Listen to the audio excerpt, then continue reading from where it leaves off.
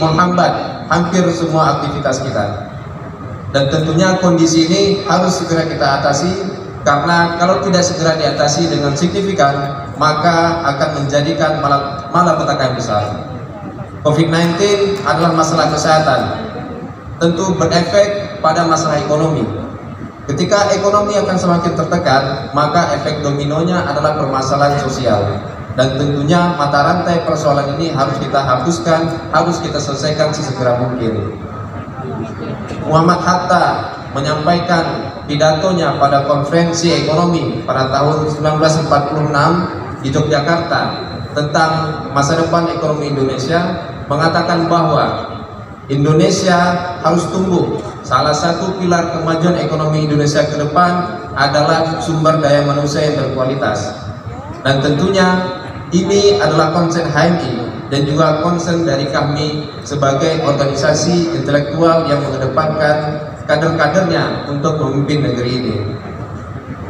Pendapat Muhammad Hatta ini tidak hanya sekedar seorang individu, tetapi didukung oleh para ekonom kita, bahwasanya human capital adalah salah satu faktor penting dalam kebangkitan ekonomi kita hari ini.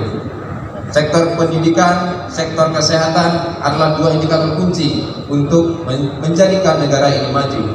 Hari ini pendidikan kita tersendat karena dihadapkan pada pandemi. Anak-anak sekolah, tetapi tidak didukung oleh pendekatan yang humanis. Pendekatan teknologi dilakukan, akan tetapi kita masih gagap dalam menghadapi persoalan itu. Dan tentunya kondisi pandemi ini juga menghadapkan anak didik pada pendidikan kita, dihadapkan pada banyaknya kehilangan orang tua. Data Litbang Kompas mengatakan bahwa lebih kurang estimasinya 30.000 anak-anak Indonesia kehilangan orang tuanya, menjadi yatim, menjadi piatu, atau menjadi yatim piatu. Kondisi ini tidak boleh larut dan kita harus segera selesaikan sesegera mungkin. Tentunya kondisi kesehatan hari ini tidak hanya terjadi pada individu, tetapi persoalannya terjadi pada komunal, sehingga kondisi ini harus tetap kita selesaikan sesegera mungkin. Human capital adalah salah satu cara untuk memutus mata rantai dan meningkatkan kebangkitan ekonomi kita hari ini. Di sisi lain, persoalan ekonomi kita dihadirkan pada kondisi di mana orang kaya atau orang ultra kaya di masa pandemi ini semakin menunjukkan tajinya. Orang-orang yang memiliki pendapatan di atas $1 juta itu 60% lebih hadir hari ini menjadi orang-orang yang kaya dan menjadi orang-orang yang ultra kaya.